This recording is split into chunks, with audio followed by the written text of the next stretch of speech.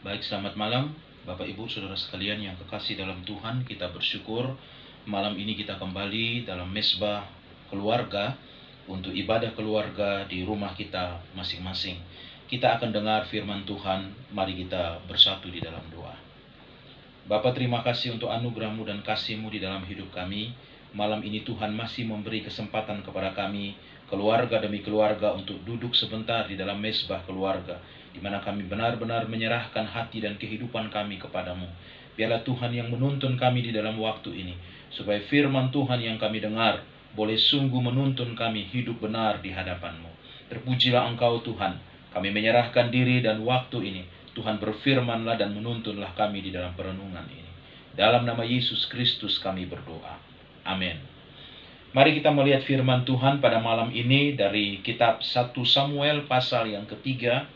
Saya akan membacakan bagi kita sekalian ayat pertama sampai dengan ayat yang ke-10, dan kita akan lanjut ayat yang ke-19 sampai dengan ayat yang ke-21.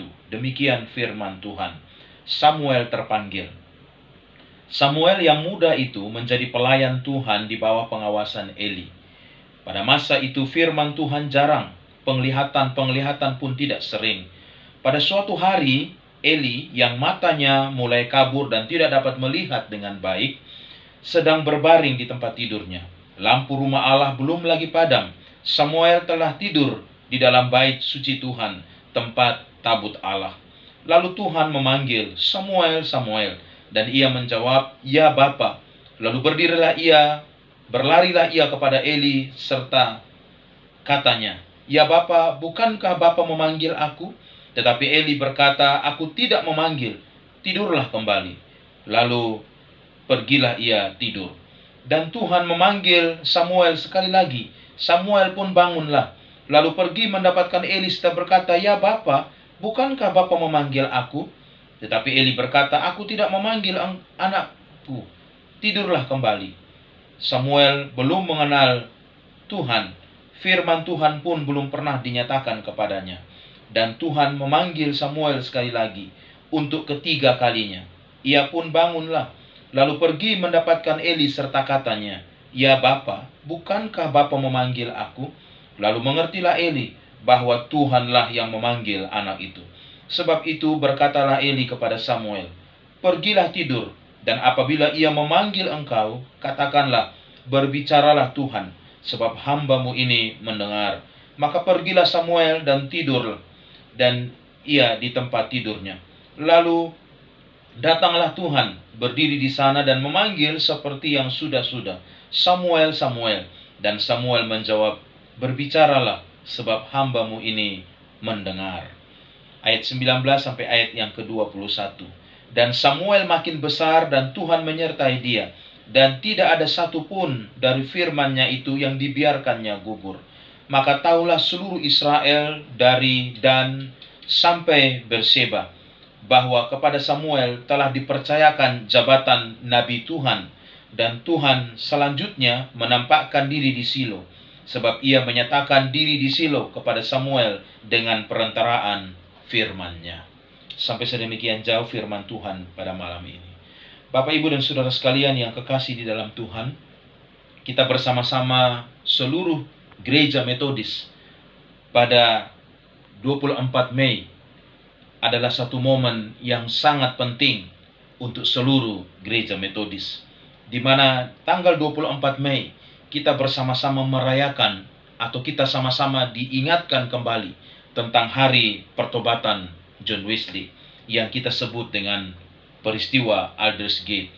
Bapak, Ibu, dan Saudara sekalian yang kekasih di dalam Tuhan, kita lihat bersama-sama bahwa di dalam kehidupan dan masa hidup daripada John Wesley, Bapak Gereja kita, ketika satu masa di dalam kehidupannya, dia sudah menjadi seorang pendeta, dia sudah melayani, dia sudah memberitakan Injil, bahkan dia diutus sampai ke Savannah di Amerika untuk memberitakan Injil Kristus. Tetapi semua itu dia lakukan karena sebuah pekerjaan.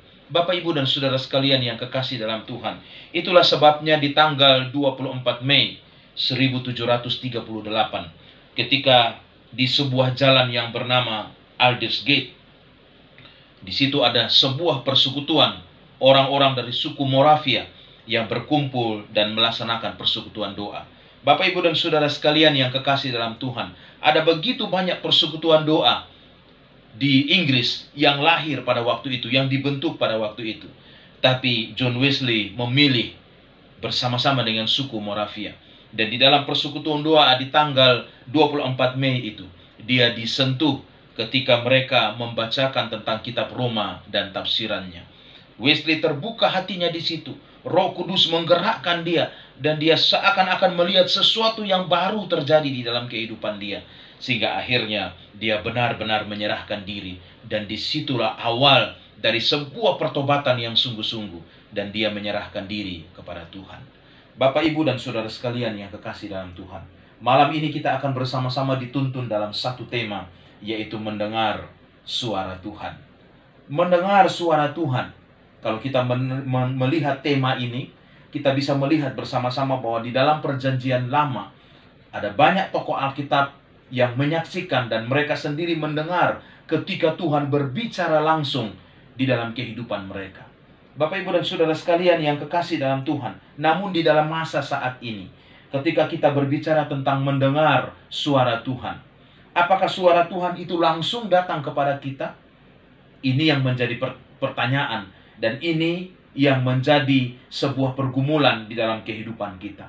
Namun Bapak, Ibu, dan Saudara sekalian yang kekasih di dalam Tuhan, suara Tuhan itu bisa datang dari manapun, supaya kita dituntun untuk hidup benar di hadapan Tuhan. Nah, itu sebabnya malam ini yang mau kita belajar bersama-sama dari mendengar suara Tuhan adalah kita mau melihat bersama-sama tentang apa yang terjadi di dalam kehidupan seorang yang bernama Samuel ketika dia dipanggil. Bapak, Ibu, dan Saudara sekalian yang kekasih dalam Tuhan, bahagian yang kita baca di dalam perikop ini adalah tentang Samuel terpanggil.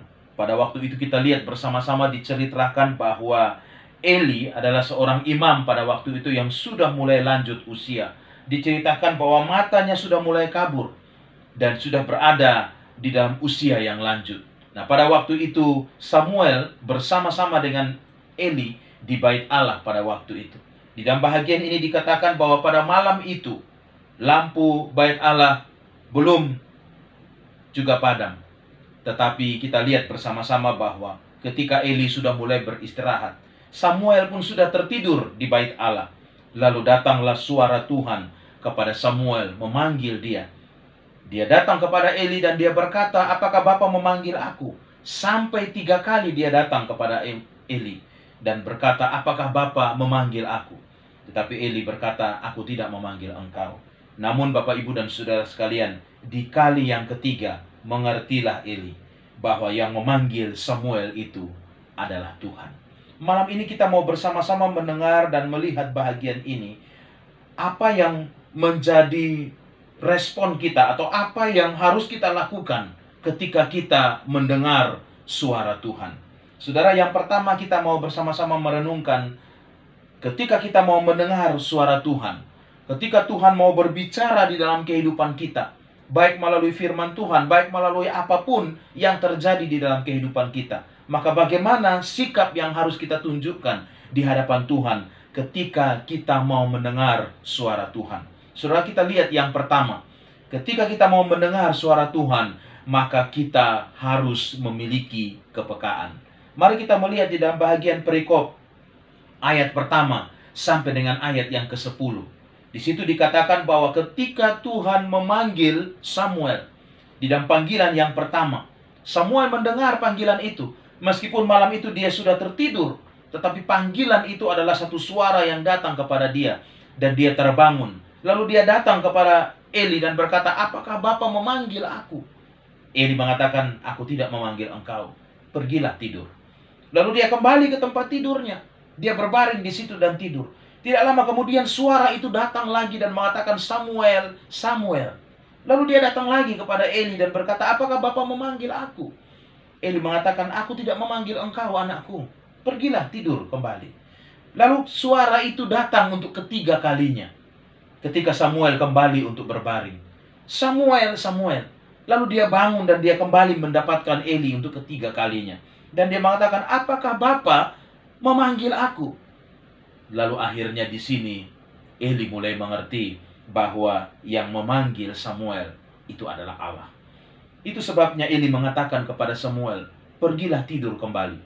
Dan kalau dia memanggil engkau, katakanlah, ini hambamu, berbicaralah ya Tuhan." Bapak, Ibu, dan saudara sekalian yang kekasih di dalam Tuhan, dalam hal ini kita lihat bersama-sama di dalam diri Samuel, dia memiliki kepekaan. Meskipun dia sudah tidur, mungkin dia lelah, sepanjang hari dia bekerja, dia membersihkan bait Allah, dia mempersiapkan segala sesuatunya, dia membantu Eli dengan baik. Di tengah-tengah kelelahannya itu, dia masih memiliki kepekaan terhadap suara Tuhan. Bapak, Ibu, dan saudara sekalian yang kekasih di dalam Tuhan, berbicara tentang kepekaan, maka kepekaan itu sebenarnya ada di dalam kehidupan manusia. Kepekaan itu juga adalah satu bahagian sifat yang ditaruh Tuhan di dalam kehidupan manusia. Tetapi pertanyaannya adalah, apakah persentase itu benar-benar besar atau tidak di dalam diri manusia tentang kepekaan itu? Ada orang yang melihat segala sesuatu. Ada orang yang tidak peka dengan segala keadaan yang ada. Meskipun dia lihat bahwa keadaan itu sangat membutuhkan perhatian dia. Tapi ada juga orang yang meskipun dia lihat hal yang sekecil pun, dia peka terhadap hal itu. Dan dia akan melakukan, menunjukkan dirinya apa yang dia bisa buat supaya hal itu bisa berjalan dengan baik. Bapak, Ibu, dan saudara sekalian yang kekasih di dalam Tuhan, maka kita melihat bersama-sama di dalam firman Tuhan, Samuel memiliki kepekaan. Saudara, kalau kita bersama-sama menghubungkan bahagian ini dengan peristiwa Aldersgate, peristiwa di mana John Wesley bertobat dan menyerahkan diri, dia diubahkan oleh Tuhan, sungguh-sungguh dituntun oleh Tuhan, maka kita lihat bahwa dia memiliki kepekaan. Dari sekian banyak pelayanan yang dia lakukan, Bapak Ibu, malam itu ketika dia bersama-sama dengan orang-orang Moravia di dalam persekutuan itu, firman Tuhan itu benar-benar menyentuh dia. Dari sekian banyak firman yang sudah disampaikannya selama ini, tapi bahagian ini benar-benar menyentuh dia. Dan kepekaan hatinya itu, kepekaan yang ada di dalam diri John Wesley itu, membuat dia benar-benar terbuka hati untuk menerima firman itu. Dan Tuhan bekerja mengubah hidupnya menjadi hidup yang berkenan kepada Tuhan. Bapak, Ibu, dan saudara sekalian yang kekasih dalam Tuhan, hari ini kita mau bersama-sama melihat masalah kepekaan ini, supaya biarlah kita menjadi orang-orang yang peka terhadap suara Tuhan. Tuhan bisa berkata dalam hal apapun. Tuhan bisa berkata melalui firman Tuhan yang kita baca. Tuhan juga bisa berkata-kata melalui orang-orang yang ada di sekitar kita. Pertanyaannya, apakah kita peka terhadap suara Tuhan itu melalui keadaan yang ada di sekitar, melalui firman Tuhan, atau melalui kejadian-kejadian yang kita lihat pada akhir-akhir ini? Bapak, Ibu, dan saudara sekalian yang kekasih dalam Tuhan, yang kedua kita mau belajar bersama-sama bagaimana orang bisa mendengar tentang suara Tuhan itu. Setelah orang itu memiliki kepekaan di dalam dirinya, maka orang itu harus bersedia meresponi suara Tuhan itu. Saudara, mari kita lihat bersama-sama apa yang terjadi dengan kehidupan Samuel. Ketika dia mendengar suara itu, maka dia berespon. Dia bangun. Ada usaha untuk bangun dari tidurnya, dari segala keletihannya. Untuk apa? Untuk meresponi suara itu. Dia datang kepada Eli dan dia menyangka bahwa Bapak Eli yang memanggil dia. Sampai 3 kali dia datang. Ini menunjukkan bahwa ada usaha dari Samuel. Ada respon yang baik. Untuk apa? Untuk menggapai suara itu. Untuk datang kepada suara itu. Nah, Bapak, Ibu, dan saudara sekalian yang kekasih dalam Tuhan, kepekaan saja tidak cukup di dalam hidup ini. Ketika kita mau datang kepada Tuhan, ketika kita mau mendengar suara Tuhan, maka harus ada kesediaan untuk meresponi suara Tuhan itu di dalam kehidupan kita. Harus ada usaha yang bangkit dari diri kita. Untuk apa? Untuk meresponi apa yang Tuhan mau di dalam hidup ini. Harus ada satu tindakan yang nyata. Ketika saudara baca Alkitab mungkin pagi-pagi hari, saudara bangun dan membaca firman Tuhan, merenungkan firman Tuhan ini, lalu saudara berdoa. Lalu setelah saudara baca Alkitab, saudara berdoa, saudara kembali di dalam aktivitasmu. sehari-hari. Saudara bertemu dengan keluarga, bertemu dengan tetangga, bertemu dengan masyarakat, bertemu dengan begitu banyak persoalan yang ada di luar. Pertanyaannya adalah respon apa yang saudara buat dari firman Tuhan yang saudara baca itu. Ketika mungkin firman Tuhan menuntun engkau supaya mengasihi sesamamu, maka apakah setelah engkau membaca firman Tuhan, engkau mendengar suara Tuhan itu melalui firman Tuhan ini, apakah ada respon yang baik? Setelah engkau keluar, bertemu dengan masyarakat, bertemu dengan perlakuan yang tidak baik sekalipun, apakah masih ada kasih itu sebagai respon dari firman Tuhan ini yang harus kita tunjukkan kepada orang yang ada di sekitar kita? Ini kita meresponi tentang firman Tuhan. Bapak Ibu, kalau kita lihat tentang John Wesley, ketika dia meresponi apa yang terjadi di dalam hidupnya, di dalam peristiwa Aldersgate itu, maka kita lihat bersama-sama bahwa dia begitu luar biasa. Respon yang dia angkat, yang dia tunjukkan di dalam hidupnya ketika dia diubahkan oleh Tuhan, maka pemberitaan Injil yang dia sampaikan itu adalah pemberitaan Injil yang berkuasa. Dia semakin giat di dalam pemberitaan Injil. Dimanapun dia memberitakan Injil, di pasar, di tempat-tempat keramaian, di lapangan-lapangan, dia memberitakan Injil, dia membuka kelas meeting, dia membuka pemahaman-pemahaman Alkitab, dan banyak orang pada waktu itu yang mendengar firman Tuhan. Ini satu respon yang baik ketika dia mendengar firman Tuhan, ketika dia mendengar suara Tuhan, dan suara Tuhan itu mengubahkan hidupnya, maka pemberitaan Injil yang dia lakukan adalah pemberitaan Injil yang penuh dengan kuasa. Kalau kita lihat di dalam firman Tuhan, ada banyak tokoh-tokoh Alkitab juga yang merespon panggilan Tuhan. Saudara, mari kita kembali lihat tentang Nuh. Ketika Tuhan berbicara tentang Nuh, buatlah bahtera itu. Apa yang menjadi respon oleh Nuh? Tuhan mengatakan engkau harus membuat bahtera itu di atas gunung. Di siang hari, ketika orang melihat musim kemarau, orang tertawa melihat Nuh membuat bahtera yang begitu besar itu. Tapi orang tidak menyangka respon dari Nuh ketika dia menjawab apa yang Tuhan, dia mendengar apa yang Tuhan bicara kepada dia. Tuhan menyatakannya, setelah bahtera itu jadi, maka turunlah air bah itu dan menyapu semua orang, semua yang ada di permukaan bumi pada waktu itu.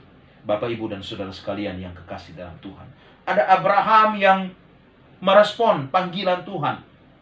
Tuhan mengatakan, pergilah engkau dari tanah kelahiranmu ke tempat yang akan kutunjukkan kepadamu. Meskipun Abraham tidak tahu apa yang harus dia lakukan ke depan, kemana mereka harus pergi, tetapi Abraham meresponi panggilan daripada Tuhan itu, karena dia tahu suara itu adalah suara dari Tuhan, dan dia meresponi itu dengan baik. Ada juga tokoh-tokoh Alkitab yang lain yang juga meresponi apa yang Tuhan sampaikan, Tuhan suarakan kepada dia, untuk dia pergi melakukan apa yang diperintahkan oleh Tuhan. Bapak, Ibu, dan saudara sekalian yang kekasih di dalam Tuhan, perlu kita meresponi panggilan Tuhan itu. Bukan hanya peka, kepekaan itu tidak cukup, tapi ada usaha dari diri kita untuk apa? Untuk membuktikan bahwa benar-benar engkau dituntun Tuhan, dan suara Tuhan itu berbicara di dalam kehidupanmu. Sehingga dengan demikian, ketika engkau melakukan itu, maka kita bisa melihat apa yang ditunjukkan oleh Samuel ini. Pada akhirnya dikatakan bahwa Samuel makin besar di dalam ayat yang ke-19.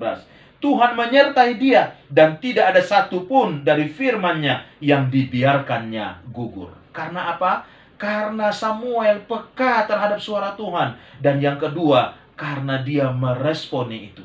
Ada usaha, ada satu tindakan yang baik. Di masa muda dia, ketika dia mendengar firman Tuhan itu, ada satu kegairahan untuk apa? Untuk melakukan, untuk meresponi firman Tuhan ini. Bapak, Ibu, dan saudara sekalian yang kekasih di dalam Tuhan, kita lihat bahwa pada waktu itu Samuel masih begitu usia yang begitu muda. Hari ini bagian ini juga menantang kepada anak-anak muda, kepada remaja-remaja gereja kita.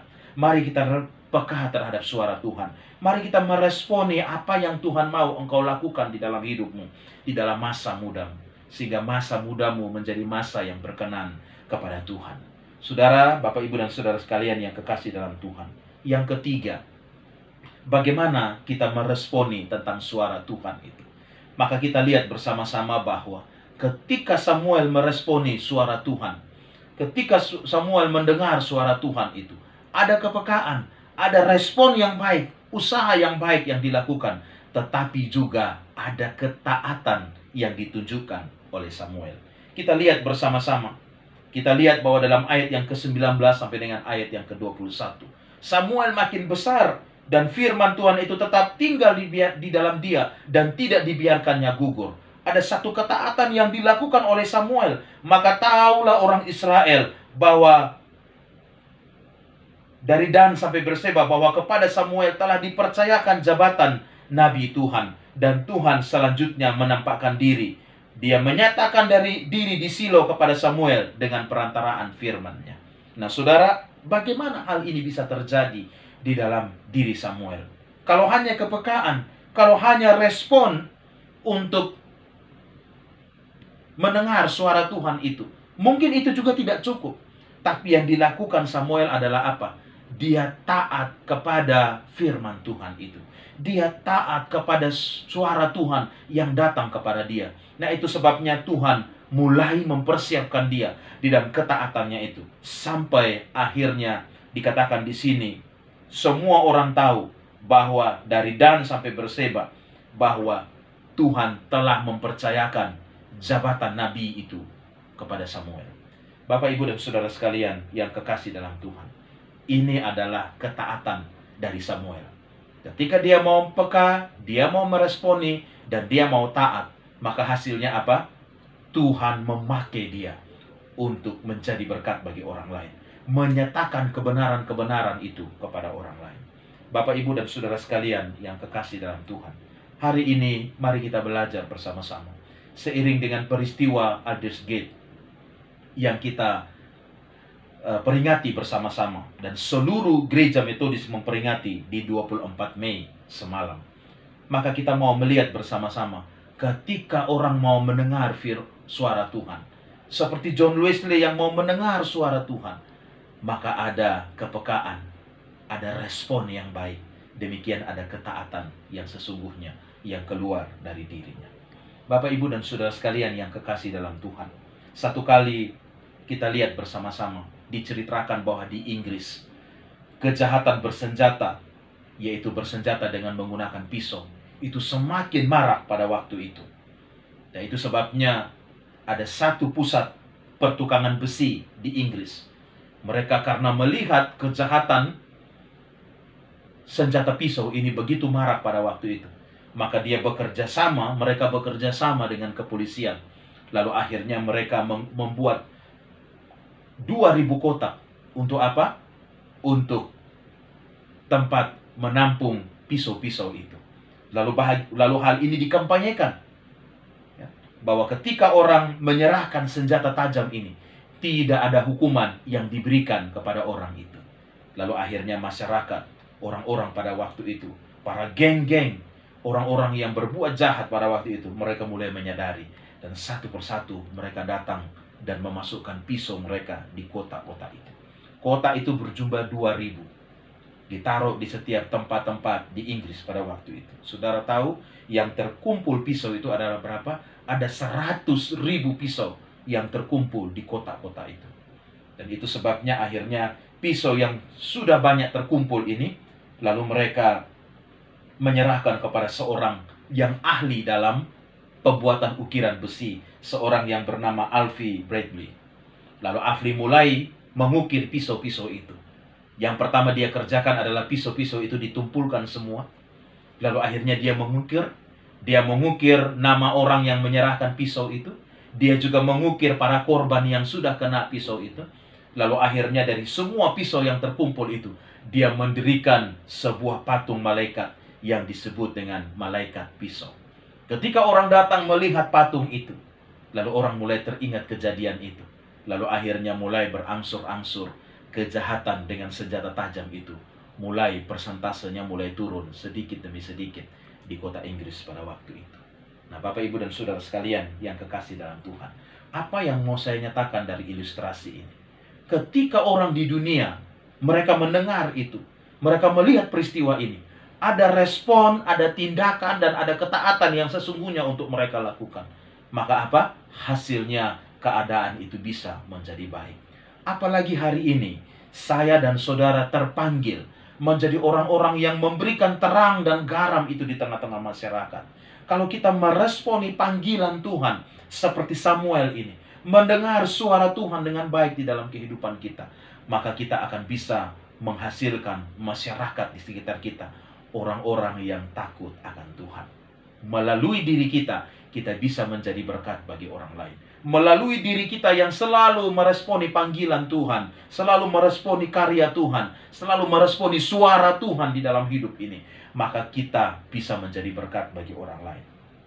John Wesley, bapak gereja kita, melalui peristiwa pertobatannya, Aldersgate itu, di mana dia membuka hati, anugerah Tuhan itu bekerja di dalam kehidupan dia, maka akhirnya dia bisa menjadi berkat. Bukan hanya pemberitaan Injil yang dia lakukan pada waktu itu. Hari ini, ketika gereja Metodis Indonesia ada di Indonesia, bahkan ada di Pulau Halang ini, itu semua adalah pemberitaan Injil dari bapak gereja kita, John Wesley. Dan pemberitaan Injil itu artinya estafet, selanjutnya dan selanjutnya lagi, dan sampai ke Indonesia, bahkan sampai di Pulau Halang, di tempat kita ini. Bapak, Ibu, dan saudara sekalian yang kekasih dalam Tuhan, hal yang sepele bukan? Mari kita dengar. Kita punya kepekaan untuk mendengar suara Tuhan di dalam hidup kita. Maka ketika kita punya kepekaan, ketika kita punya respon yang baik, ketika kita punya ketaatan yang untuk melakukan apa yang Tuhan firmankan dan apa yang Tuhan lakukan dalam hidup kita, maka kita bisa menjadi berkat bagi orang lain. Biarlah renungan ini menjadi berkat dan mengingatkan kita sekali lagi untuk kita dipakai Tuhan. Melalui suara Tuhan, kita bertumbuh menjadi jemaat yang memuliakan Tuhan dan menjadi berkat bagi orang lain. Tuhan memberkati kita sekalian. Mari kita berdoa. Bapa di dalam surga, kami mengucap syukur kepadamu ya Tuhan, bahwa Engkau senantiasa berespon dan Engkau senantiasa memperdengarkan suara-Mu di dalam kehidupan kami. Tolonglah kami ya Tuhan, supaya biarlah kami juga memiliki kepekaan, respon yang baik, dan ketaatan untuk melakukan suara-Mu di dalam kehidupan ini. Terima kasih Bapa. Hari ini kami berjumpa dengan orang-orang yang ada di sekitar kami. Hari ini kami membaca firman. Semua itu adalah hal-hal yang Tuhan bisa bicara kepada kami untuk sesuatu yang baik. Tolong kami supaya kami memiliki kepekaan, respon, dan ketaatan untuk menciptakan hal yang baik dan nama Tuhan dipuji, dipermuliakan. Terima kasih Tuhan, sempurnakanlah bahagian ini. Di dalam nama Yesus Kristus kami berdoa dan mengucap syukur kepadamu. Amin. Terima kasih, Tuhan memberkati kita sekalian.